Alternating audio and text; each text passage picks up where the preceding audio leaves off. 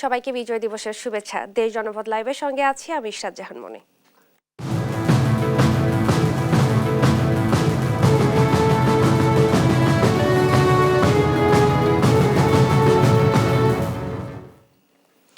মহান বিজয় দিবস উপলক্ষে বাগেরহাটে আছেন আমাদের সহকর্মী এস সোহান।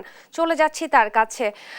সোহান, বিজয় মেলায় কতগুলো স্টল বসেছে এবং মেলা কতদিন চলবে জানাবেন।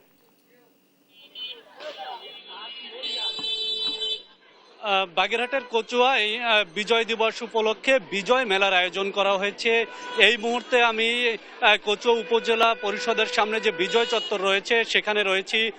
এখানে বিজয় মেলা উপলক্ষে একদিনের আসলে মেলা আয়োজন করা হয়েছে। আমরা যেটা দেখেছি এখানে 30টি স্টল রয়েছে। বিভিন্ন সরকারি বেসরকারি প্রতিষ্ঠান কিন্তু তাদের স্টল দিয়েছে। এই মেলাটিকে আমরা যদি একটু ব্যাখ্যা করতে চাই, এই মেলা কোনো সাধারণ মেলা নয়।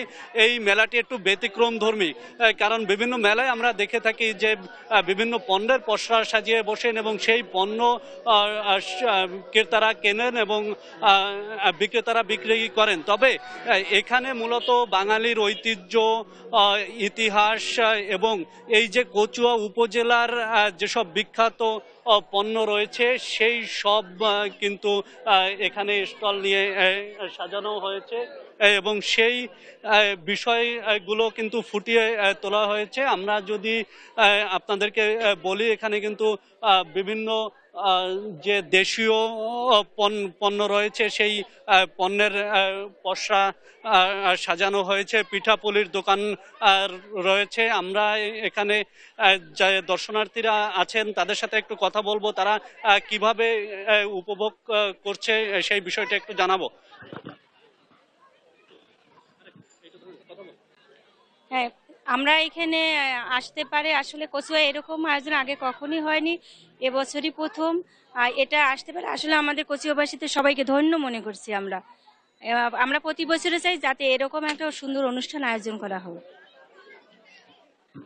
একজন দর্শনার্থী আমাদেরকে জানালেন যে প্রতি বছর এখানে যাতে এই ধরনের মেলা হয় সেই জন্য কিন্তু তিনি আবেদন করেছেন। আমরা একটি বিজয় মেলা উপলক্ষে আয়োজিত একটি পিঠার দোকানে যাব। এখানে যারা আয়োজন করেছেন তাদের কাছে একটু জানতে চাবো যে কি কি পিঠা এবং তারা কেমন সাড়া পাচ্ছেন। এখানে সারা আমরা যেটা আশা করেছিলাম তার থেকে ভালোই পাচ্ছি মোটামুটি। আর এগুলো সবই মানে হাতে বানানো, তৈরি করা, বাসা থেকে তৈরি করে আনা হয়েছে সবগুলোই।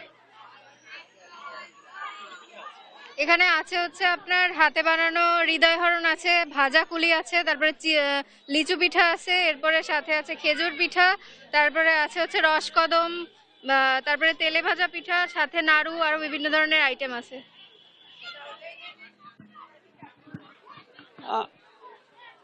পিঠাপুলির যে দোকান রয়েছে তার সেই উদ্যোক্তার কথা কিন্তু শুনলেন। এখানে ব্লাড গ্রুপ নির্ধারণ, এরপরে যে বিভিন্ন স্বেচ্ছাসেবী সংগঠন রয়েছে তারাও কিন্তু তাদের কার্যক্রম সম্পর্কে জানাচ্ছে। ওয়ার্ল্ড ভিশন বাংলাদেশ নামে একটি প্রতিষ্ঠান কচুয়ায় কাজ করে, তারাও কিন্তু তাদের কার্যক্রম পরিবেশন করছেন। আপনারা দেখছেন সবকিছু মিলিয়ে বিজয় মেলার যে আয়োজন সেই আয়োজন কিন্তু সফল হয়েছে বলে আমরা মনে করছি। সকাল থেকে দেখছি যে বিভিন্ন এলাকার থেকে এখানে লোকজন আসছেন এবং এক কথায় বলা যায় যে বিজয় মেলায় কিন্তু কচুয়াবাসীর একটা মিলন মেলা ঘটেছে এবং আজকে বিকেলে সাংস্কৃতিক অনুষ্ঠানের মাধ্যমে এই বিজয় মেলার শেষ হওয়ার কথা রয়েছে। বাগেরহাটের কচুয়া উপজেলা বিজয় চত্বর থেকে এই ছিল আমার কাছে বিজয় মেলার সর্বশেষ খবর। সোহান, আপনাকে ধন্যবাদ। এবার বিজয় মেলার খবর জানাতে লালমনিরহাট থেকে আমাদের সঙ্গে যুক্ত হচ্ছেন মোহাম্মদ জামাল বাদশা। জামাল, আপনার কাছে জানতে চাইবো বিজয় মেলাকে ঘিরে কি কি আয়োজন থাকছে জানাবেন। ইশরাত, লালমনিরহাটেও কিন্তু এই মহান বিজয় দিবস উপলক্ষে বিজয় মেলার আয়োজন করেছে জেলা প্রশাসন এবং এই মেলায় হস্তশিল্প থেকে শুরু করে নানা ধরনের বাংলার যে ঐতিহ্য রয়েছে সবকিছু আসলে তুলে ধরার চেষ্টা করেছে এবং এই বছরের মেলায় 24টি স্টল আসলে দিয়েছে বিভিন্ন প্রতিষ্ঠান। এবং এই মুহূর্তে মেলার আয়োজক কর্তৃপক্ষ জেলা প্রশাসনের একজনের সাথে একটু কথা বলতে চাই। আমার সাথে রয়েছে লালমনিরহাট জেলা প্রশাসকের অতিরিক্ত জেলা প্রশাসক মাহবুবুর রহমান। আপনি একটু জানাবেন যে আসলে এই মেলাটায় কি ধরনের হস্তশিল্প এবং ঐতিহ্য তুলে ধরা হয়েছে এবং এছাড়াও কি কি ধরনের আনুষ্ঠানিকতা এই মেলাকে ঘিরে রয়েছে এবং দর্শনার্থীদের ভিড় কেমন হবে আসলে? ধন্যবাদ সবাইকে। আপনারা জানেন যে মুক্তিযুদ্ধ বিষয়ক মন্ত্রণালয়ের নির্দেশনা অনুসারে সারা দেশে জেলা প্রশাসনে বিভিন্ন ধরনের সরকারি কর্মসূচি গ্রহণ করা হয়েছে। আমাদের অন্যান্য কর্মসূচির পাশাপাশি বিশেষ করে নতুন একটি কর্মসূচি যোগ হয়েছে, সেটা হচ্ছে চারুকার্য এবং স্থানীয় শিল্প পণ্যের যে সামগ্রী রয়েছে, লোকাল সামগ্রী, এবং এই সকল লোকাল সামগ্রী যে সকল উদ্যোক্তা রয়েছে যারা ব্যবসা বাণিজ্য কেউ ইস্টাবলিশ হয়েছেন, কেউ ইস্টাবলিশ হওয়ার পথে রয়েছেন, তাদের পণ্য সামগ্রী সকলের মধ্যে তুলে ধরার জন্য এবং তাদেরকে হেল্প করার জন্য আজকের এই আমাদের বিজয় মেলা আমাদের মোট 24টা স্টল রয়েছে এবং এখানে রয়েছে ব্লক বাটিক্স, আপনার শিল্পপণ্য, খাদ্যদ্রব্য, স্থানীয় অন্যান্য লোকদের যে সকল শিল্প আছে সে সকল শিল্প। আশা করা যায় যেহেতু আমাদের এই মুক্তিযুদ্ধ বিষয়ক স্মৃতি যে আমাদের মঞ্চ রয়েছে, এই মঞ্চে আমাদের বিজয় মেলা হচ্ছে, এখানে আমাদের মোটামুটি আমাদের জেলার এটা কেন্দ্রস্থল, এখানে হাজার হাজার মানুষের আগমন হবে বলে আমরা বিশ্বাস করি। ধন্যবাদ স্যার। আসলে আরেকটি বিষয় জানাতে চাই যে লালমনিরহাটে কিন্তু যথাযোগ্য মর্যাদায় এই বিজয় দিবস পালিত হচ্ছে। সকালবেলা কিন্তু এই মুক্তিযুদ্ধ স্মৃতি সৌধে জেলা প্রশাসনের পক্ষ থেকে, জেলা পুলিশের পক্ষ থেকে, বিভিন্ন রাজনৈতিক দলগুলোর পক্ষ থেকে পুষ্পস্তবক অর্পণ করা হয়েছে। এছাড়া লালমনিরহাটের জেলা স্টেডিয়ামে কিন্তু আসলে জেলা পুলিশের পক্ষ থেকে এবং জেলা প্রশাসনের পক্ষ থেকে প্যারেড গ্রহণ করা হয়েছে এবং জাতীয় পতাকা আনুষ্ঠানিকভাবে উত্তোলন করা হয়েছে। এবং এই বিজয় দিবসকে ঘিরে আজকে সারাদিন ব্যাপী কিন্তু নানা আনুষ্ঠানিকতা রয়েছে। কিছুক্ষণ পরেই এই বিজয় মেলার আনুষ্ঠানিকতা শেষে জেলা প্রশাসক মুক্তিযোদ্ধাদের সাথে আলোচনা সভায় অংশ নেবেন। এছাড়াও কিন্তু এই বিজয় মেলায় সন্ধ্যার দিকে বিজয় মেলার বিজয়ী স্টল বিজয়ী যারা হবেন তাদেরকে পুরস্কার বিতরণ করা হবে। সব মিলিয়ে বিজয় মেলায় কিন্তু দর্শনার্থী ধীরে ধীরে বাড়তে শুরু করেছে এবং জেলা প্রশাসন এবং আয়োজন কর্তৃপক্ষ আমাদেরকে জানিয়েছেন যে এই বিজয় মেলায় কিন্তু সময়ের সাথে সাথে দর্শনার্থীর ভিড় আরো বাড়তে পারে। এই ছিল লালমনিরহাটের বিজয় মেলা থেকে সর্বশেষ খবর। ইশরাত। জামাল, আপনাকে ধন্যবাদ। এবার বিজয় মেলার খবর জানতে চলে যাব চাঁপাইনবাবগঞ্জ থেকে এবং সেখান থেকে যুক্ত হচ্ছেন আমাদের সঙ্গে তারেক রহমান। তারেক, মেলার কি কি আয়োজন থাকছে জানাবেন এবং দর্শনার্থীদের ভিড় কেমন দেখছেন সেটাও জানাবেন। আপনাকে বলে রাখি, বিজয় দিবসের আনন্দ উৎসব কিন্তু ছড়িয়ে পড়েছে শহর থেকে গ্রাম অঞ্চল সব জায়গাতে। চাঁপাইনবাবগঞ্জের 5 উপজেলাতেই কিন্তু এই বিজয় মেলার আয়োজন করেছে উপজেলা প্রশাসন এবং জেলা প্রশাসনের পক্ষ থেকে। আমরা এই মুহূর্তে আছি চাঁপাইনবাবগঞ্জ স্টেডিয়ামে। এই স্টেডিয়ামে কিন্তু বিজয় মেলার আয়োজন করেছে জেলা প্রশাসক। এখানে আমরা দেখেছি যে প্রায় 56টি মতো স্টল বসেছে। এই স্টল গুলোতে চাঁপাইনবাবগঞ্জের নিজস্ব উৎপাদিত পণ্য তারা কিন্তু পসরা সাজিয়ে বসেছেন এবং তারা বিক্রি করছেন। আর দর্শকদের কথা যেটা বলতে চাই কি, আসলে সকাল থেকে কিন্তু বিজয় র্যালি হয়েছে, বিভিন্ন শ্রদ্ধা নিবেদন হয়েছে, এরপর পরই কিন্তু দর্শনার্থীরা কিন্তু এই স্টেডিয়ামে এসেছেন এবং আমার বাম দিকে কিন্তু মুক্তিযোদ্ধাদের সংবর্ধনা অনুষ্ঠান চলছে। এই সংবর্ধনা, একদিকে সংবর্ধনা, চতুর্দিকে কিন্তু বিজয় মেলা, চতুর্দিকে স্টল সাজানো হয়েছে এবং চাঁপাইনবাবগঞ্জে যে ঐতিহ্যবাহী খাবার রয়েছে, নকশি কাঁথা রয়েছে এবং অন্যান্য যে পণ্যগুলো রয়েছে সবগুলো পণ্য কিন্তু তারা সাজিয়ে নিয়ে বসেছে এখানে।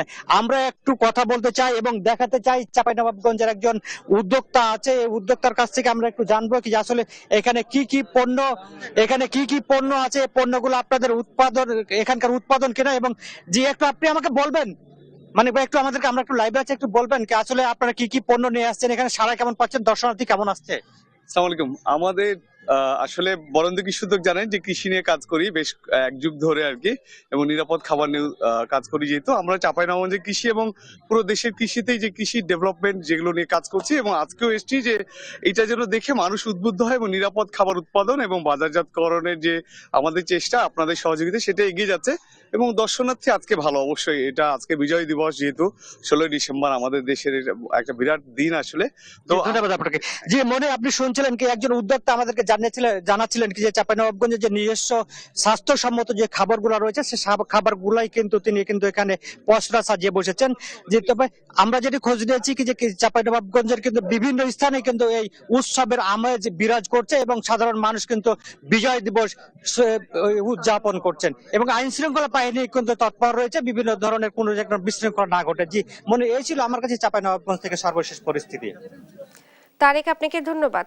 চাঁপাইনবাবগঞ্জ থেকে মেলার আয়োজন সম্পর্কে বলছিলেন সহকর্মী তারেক রহমান। রক্ত দিয়ে কেনা মহান বিজয় দিবস আজ। এই মুহূর্তে জাতীয় স্মৃতিসৌধে আছেন সহকর্মী শাহাদাত নিশাত। আমরা সরাসরি যুক্ত হবে নিশাদের সঙ্গে।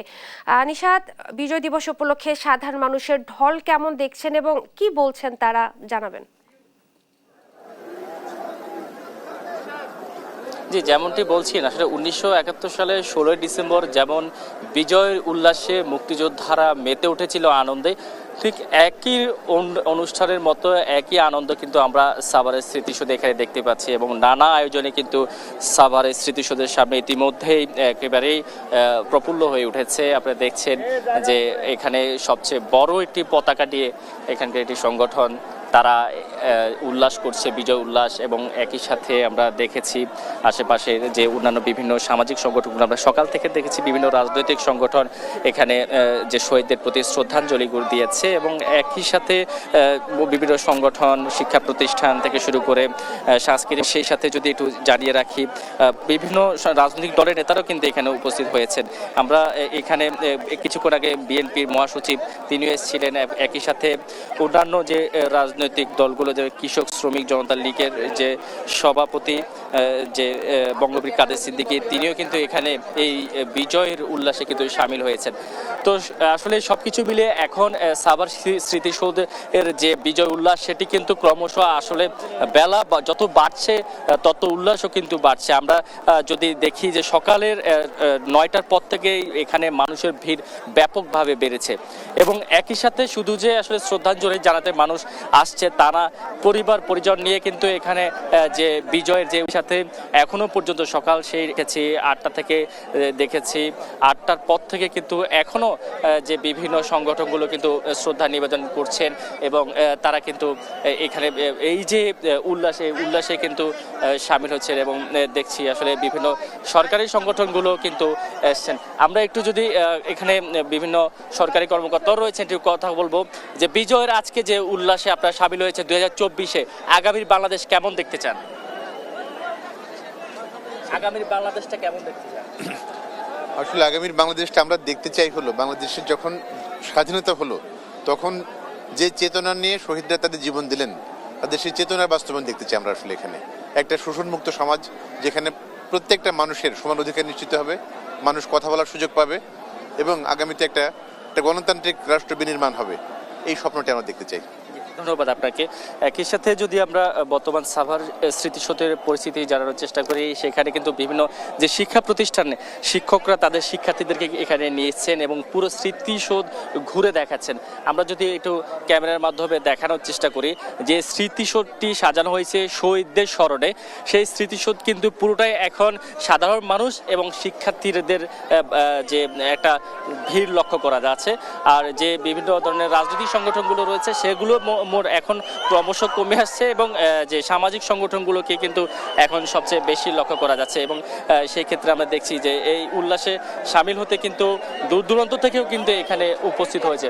অর্থাৎ 71-এর যে মহান যুদ্ধে যে রক্তের বিনিময়ে যে স্বাধীনতা অর্জন হয়েছে সেই অর্জনে সামিলের হয়তো এখনকার প্রজন্ম সেই অর্জনে সামিল হতে পারেনি, কিন্তু এই যে বিজয়, যে ভাষার আন্দোলন থেকে শুরু করে স্বাধীনতার আন্দোলন, সেখানে আমরা অনেক তরুণকে দেখতে পাচ্ছি। ইতিহাস প্রকৃত ইতিহাস জানতে হবে এবং চর্চা করতে হবে। চর্চার মাধ্যমেই লালন পালন করা হয় এবং সেটা আমাদের ভিতরে গেঁথে যায়।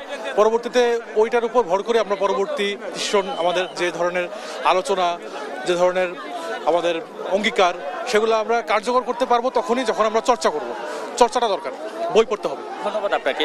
আসলে তরুণ প্রজন্ম থেকে একটি দাবি, সেটি হচ্ছে স্বাধীনতার যে প্রকৃত ইতিহাস, যে মুক্তিযুদ্ধের সময়কার যে ইতিহাস, সেটি তাদের দাবি যে এটি আসলে সঠিকভাবে উঠে আসেনি। তো সেক্ষেত্রে স্বাধীনতার প্রকৃত ইতিহাসগুলো যেন নতুন করে পাঠ্য বইয়ে উঠে আসে, এমনটাই দাবি উঠছে। এবং সেই সাথে যদি জানিয়ে রাখি, এখন পর্যন্ত এখানকার যে বৈষম্যবিরোধী ছাত্র আন্দোলনের নেতাকর্মীরাও এসেছেন, আর তাদের প্রত্যেকেরই একটাই দাবি যে আগামীর বাংলাদেশটাকে আসলে যে স্বাধীনতার জন্য, যার জন্য 1971 সালে স্বাধীনতা যুদ্ধে মুক্তিযোদ্ধারা রক্ত দিয়েছে, সেই রক্ত যেন আসলে বৃথা না যায়, সেই রক্তের যেন যে দাম, সেই দাম যেন বর্তমান প্রজন্ম ধরে রাখতে পারে। এবং তখনকার যেমন রাষ্ট্রের জন্য আন্দোলন করেছে, স্বাধীনতার জন্য আন্দোলন করেছে, সেই আন্দোলন যেন বিলীন না হয় এবং সেই বিজয়ের যে মূল উদ্দেশ্য, সেই উদ্দেশ্য যেন ঠিক থাকে। আমরা আরো একটি ব্যানার দেখতে পাচ্ছি যে রাষ্ট্র সংস্কার ছাত্র আন্দোলন, এবং তাদের কাছেও একটি জানতে চাইবো, আপনারা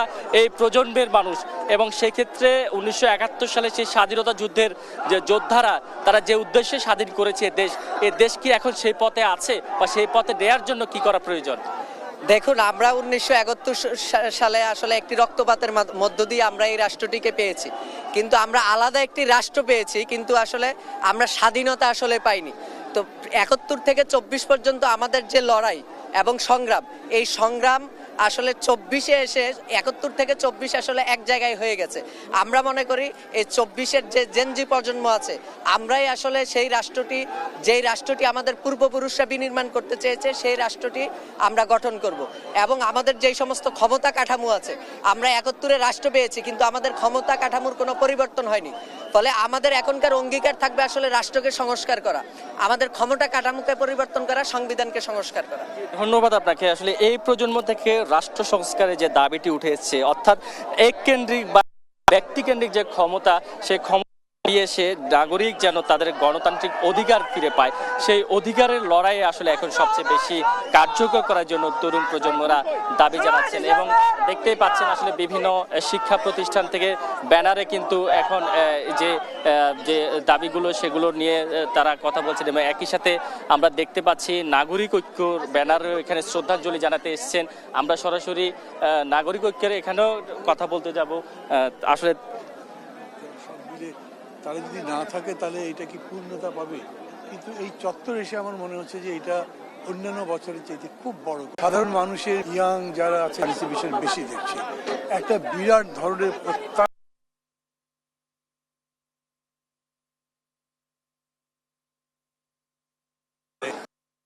মানুষ একটা প্রত্যয় ব্যক্ত করতে চাইছে।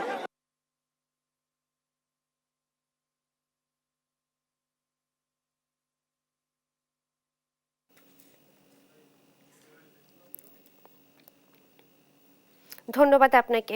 বিজয় দিবস উপলক্ষে সাভারের জাতীয় স্মৃতিসৌধে সাধারণ মানুষের ঢল নেমেছে এবং এই ব্যাপারে বিস্তারিত বলছিলেন সহকর্মী শাহাদাত নিশাত। দেখছেন দেশ জনপদ লাইভ।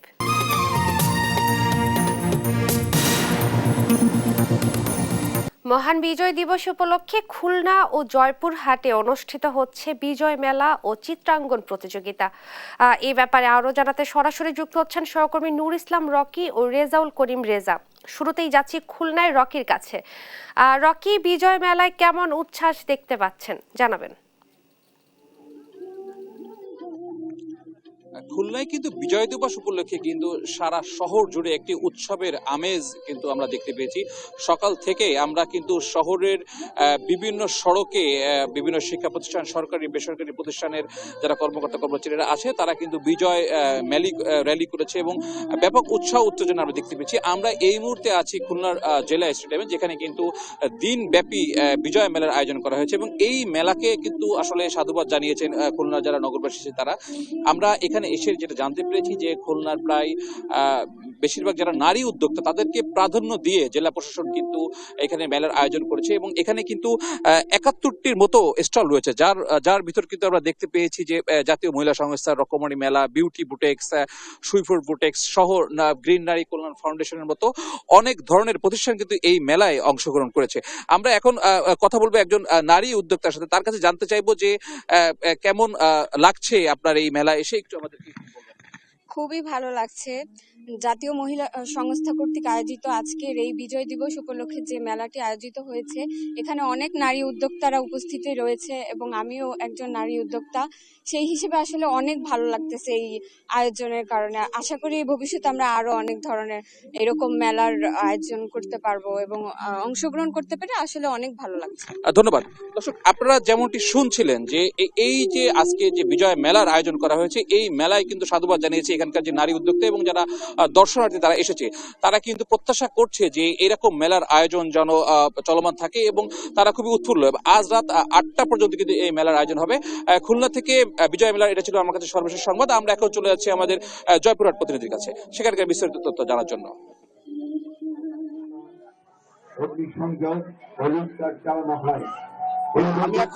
আমি এখন দাঁড়িয়ে আছি জয়পুরহাটের সার্কিট হাউস মাঠে। তো একটা বিষয় আমি জানিয়ে রাখি, প্রতি বছর কিন্তু আমরা যে বিজয় দিবসের উদযাপন এই সার্কিট হাউসের পাশাপাশি কিন্তু কুচকাওয়াজ বা অনুষ্ঠিত হয় হচ্ছে জয়পুরহাট জেলা স্টেডিয়ামে। তো জেলা স্টেডিয়ামের কিন্তু এবারে কিন্তু অনুষ্ঠানটা জেলা প্রশাসন কিন্তু সার্কিট হাউস মাঠে করেছে। একটা বিষয় আমি জানিয়ে রাখি যে এখানে সার্কিট হাউসের দিনব্যাপী যে অনুষ্ঠান হচ্ছে, এখন দেখছেন আপনারা সাংস্কৃতিক অনুষ্ঠান হচ্ছে, এরপরে চিত্রাঙ্কন প্রতিযোগিতা হবে, তারপরে কাবাডি খেলা হবে, ফুটবল খেলা হবে, মুক্তিযোদ্ধাদের সংবর্ধনা, মানে এক কথায় যে সারাদিন বিভিন্ন রকমের প্রোগ্রাম যে সাজিয়েছে জেলা প্রশাসন। তো এখানে আমি একজন শিক্ষার্থী, তার সঙ্গে কথা বলে জানতে চাই যে এই বিজয় দিবস কেমন লাগছে, কি জানছেন আপনারা? বিজয় দিবস সম্পর্কে এখানে এসে অনেক কিছু জানতে পারছি, আগে যেগুলো জানতাম না। এখানে এসে অনেক কিছু দেখছি, বিজয় দিবসের উপলক্ষে মেলা, এসে অনেক ভালো লাগছে। ধন্যবাদ। তো একটা বিষয় আমি জানিয়ে রাখি যে এখানে কিন্তু সকাল সূর্য ওঠার সঙ্গে সঙ্গে কিন্তু এখানে যে জেলা প্রশাসনের পক্ষ থেকে এবং জেলার বিভিন্ন সংগঠন, সরকারি বেসরকারি সংস্থা সংগঠন সবাই কিন্তু কেন্দ্রীয় শহীদ মিনারে কিন্তু পুষ্পার্পণ করেছেন এবং পাশাপাশি এখানে আপনারা দেখছেন যে জেলা প্রশাসন সহ জয়পুরহাটের যত সরকারি বেসরকারি যে সংস্থা তাদের সংগঠনের বিভিন্ন পর্যায়ের কর্মকর্তারা আছেন, কর্মচারীরা আছেন। আমি এখন জেলা প্রশাসক আফরোজা আক্তার চৌধুরী, তার সঙ্গে একটু জানতে চাইবো যে বিজয় দিবসে আপনারা কি কর্মসূচি নিয়েছেন? বিজয় দিবসে আমাদের সারাদিন ব্যাপী বিজয় মেলা আছে, মুক্তিযোদ্ধাদের সংবর্ধনা অনুষ্ঠান আছে, হাসপাতাল, কারাগার এবং এতিমখানা উন্নত মানের খাবার বিতরণ আছে। এছাড়াও সাংস্কৃতিক অনুষ্ঠান আছে এবং বিভিন্ন খেলাধুলার প্রতিযোগিতা আছে, বাচ্চাদের জন্য চিত্রাঙ্কন প্রতিযোগিতা আছে এবং বিভিন্ন ধরনের প্রতিযোগিতার আয়োজন করা হয়েছে যেন এই মহান বিজয় দিবস 2024 উৎসবমুখর ভাবে সবাই যেন পালিত করে যথাযথ মর্যাদার সাথে। ধন্যবাদ। এখানে জয়পুরহাটের পুলিশ সুপার MA ওহাব, তার সঙ্গে একটু জানতে চাইবো যে এই বিজয় দিবসে সার্বিক পরিস্থিতি আইন শৃঙ্খলা কেমন? বিজয় দিবস উপলক্ষে আমরা আমাদের পক্ষ থেকে সর্বোচ্চ নিরাপত্তা ব্যবস্থা নিয়েছি। আমাদের পোশাকে পুলিশ পরিহিত অবস্থা থাকা ছাড়াও আমাদের গোয়েন্দা পুলিশ নিয়োজিত আছে এবং আমাদের DSPও নিয়োজিত আছে, অন্যান্য সংস্থার সাথে আমাদের সমন্বয় আছে। সবার সাথে সমন্বয় করি আমরা নিরাপত্তা ব্যবস্থা আমরা সাজিয়েছি। ধন্যবাদ। তো একটা বিষয় জানিয়ে রাখি যে এবারেও কিন্তু মানে একটা উৎসবমুখর পরিবেশে বিজয় দিবসের নানা কর্মসূচি উপভোগ করছেন বিভিন্ন শ্রেণী পেশার মানুষ। তো রাজনৈতিক দল সহ বিভিন্ন সংগঠন কিন্তু এখানে তাদের নেতৃবৃন্দরা এখানে উপস্থিত আছেন এবং স্টেডিয়ামের পাশাপাশি এখানে যে জয়পুরহাটে এই সার্কিট হাউসে যে এবারে প্রথম করা হয়েছে মানে এই প্রোগ্রামটা, তো সেখানে কিন্তু জনসাধারণের কমতি নেই। আর এখানে 40টা স্টল দিয়ে সাজানো হয়েছে, দিনব্যাপী এখানে বিজয় মেলা হবে। তো এখানে ছাত্রদের সমন্বয়ক আছেন, তিনি ছোট্ট করে জানাবেন যে আপনারা তো এই নতুন 24-এর যে সরকারের এই প্রথম বিজয় দিবস হচ্ছে, এই ব্যাপারে আপনার ধন্যবাদ। আমাদের বৈষম্য বিরোধী ছাত্র আন্দোলনের যে আমাদের এই জুলাই বিপ্লব, এটার ধারাবাহিকতা আসছে আমাদের 1971 সাল থেকে। আমাদের বাঙালি যে অন্যায়ের বিরুদ্ধে সব সময় প্রতিবাদী ছিল, সেটারই একটি এই ধারা আমাদের 1971-এর আন্দোলন এবং মহান মুক্তিযুদ্ধ, সেটাকে আমরা অব্যাহত রেখেছি, এভাবেই অব্যাহত রাখতে চাই। ধন্যবাদ। ধন্যবাদ। তো একটা বিষয় জানিয়ে রাখি যে দিনব্যাপী যে খেলাধুলা, সাংস্কৃতিক অনুষ্ঠান, পাশাপাশি মানে সরকারি যে প্রোগ্রামের বাহিরেও কিন্তু বিভিন্ন সংগঠন কিন্তু স্থানীয়ভাবে তাদের স্ব উদ্যোগে এই বিজয় দিবস পালন করছে। এই ছিল আমার জয়পুরহাট থেকে বিজয় দিবসের সর্বশেষ পরিস্থিতি। আপনাদেরকে ধন্যবাদ। খুলনা ও জয়পুরহাটে বিজয় মেলা ও চিত্রাঙ্কন প্রতিযোগিতা অনুষ্ঠিত হচ্ছে, এছাড়াও নানা আয়োজন রয়েছে। এই ব্যাপারে জানাচ্ছিলেন সহকর্মী নূর ইসলাম রকি এবং রেজাউল করিম রেজা। দেখছেন দেশ জনপদ লাইভ।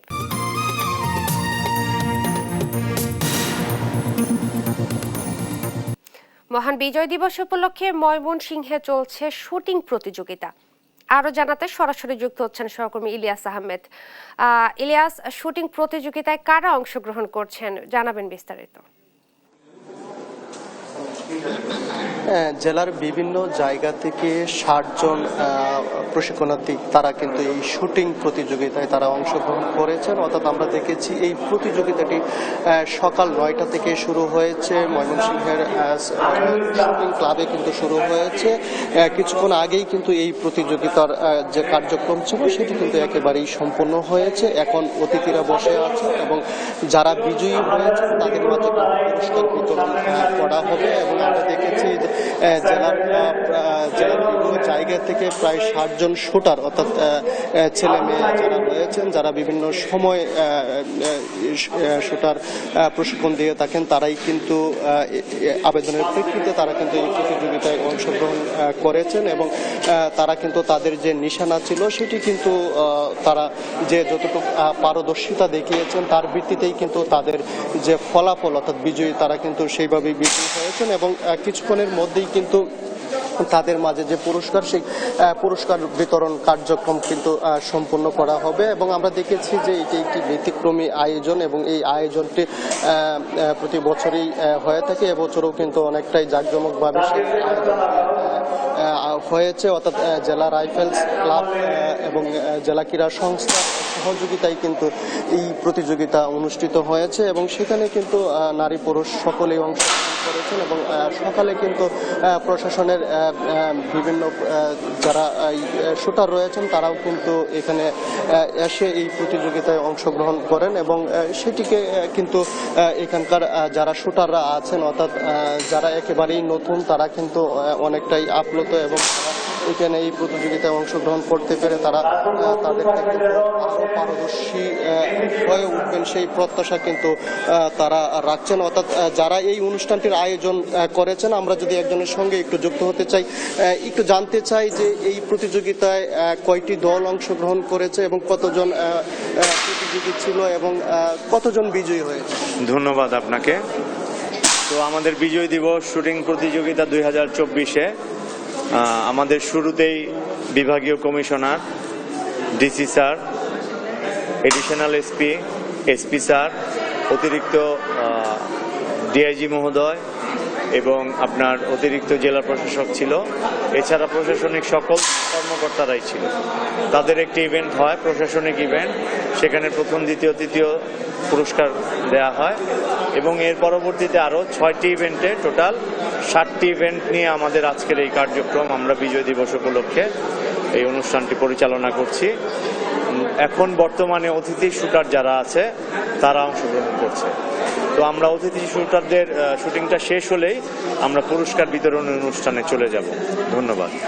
ধন্যবাদ। তিনি বলছিলেন যে এখন যারা অতিথি শুটার রয়েছেন তাদের মাঝে কিন্তু কিছুক্ষণের মধ্যেই যে পুরস্কার বিতরণের কার্যক্রম সেটি কিন্তু তারা করবেন এবং অনুষ্ঠানটি আগামীতে যেন আরো জাঁকজমকভাবে অনুষ্ঠিত হয় সেই লক্ষ্যে কিন্তু আয়োজক যারা আছেন তারা কিন্তু সেটি আয়োজন করবেন বলে জানিয়েছেন। এবং যারা এই শুটার কার্যক্রমে অংশগ্রহণ করেছিলেন তারাও কিন্তু বলছেন যে তারা নিজেদেরকে আরো দক্ষ করে তুলবেন, এরকম প্রতিযোগিতার আয়োজন যদি বেশি করে করা হয়। এই ছিল আমার কাছে ময়মনসিংহ থেকে সর্বশেষ।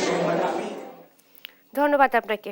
বিজয় দিবস উপলক্ষে ময়মনসিংহের শুটিং প্রতিযোগিতার খবর জানাচ্ছিলেন সহকর্মী ইলিয়াস আহমেদ। দেখছেন দেশ জনপদ লাইভ।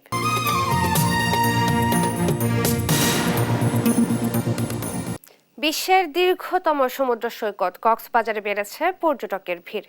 বিস্তারিত জানাচ্ছেন সহকর্মী সৌরভ দেব।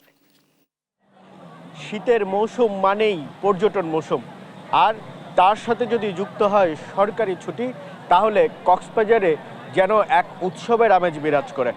আজ মহান বিজয় দিবসের সরকারি ছুটি এবং সেই সাথে এই যে যেটা বলছিলাম আসলে পর্যটন মৌসুম, সব মিলিয়ে এখন কক্সবাজারে সমুদ্র সৈকত এবং বিভিন্ন পর্যটন স্পটে যেটি লক্ষ্য করা গেছে, প্রায় লক্ষাধিক পর্যটক এখন এই সমুদ্র নগরীতে অবস্থান করছে।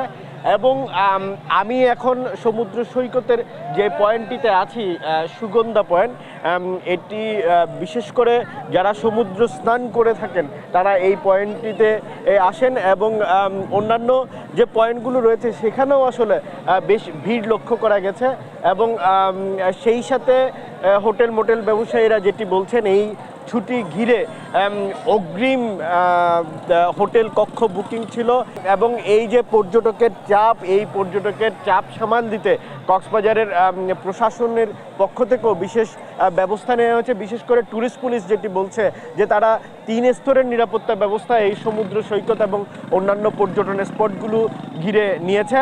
এবং সেই সাথে জেলা প্রশাসনও তাদের বিশেষ যে পর্যটন সেলটি রয়েছে সেটির পক্ষ থেকে নিয়মিত যেই হোটেল মোটেলগুলোতে ভ্রাম্যমাণ আদালত পরিচালনা সেটিও করছেন। এবং দেখতে পাচ্ছেন যে কক্সবাজারের এই সমুদ্র সৈকতের এখন এই কেউ সমুদ্র স্নানে ব্যস্ত। এই ছিল এখনকার দেশ জনপদ লাইভ। পরের বুলেটিন দেখার আমন্ত্রণ রইল। ধন্যবাদ সবাইকে।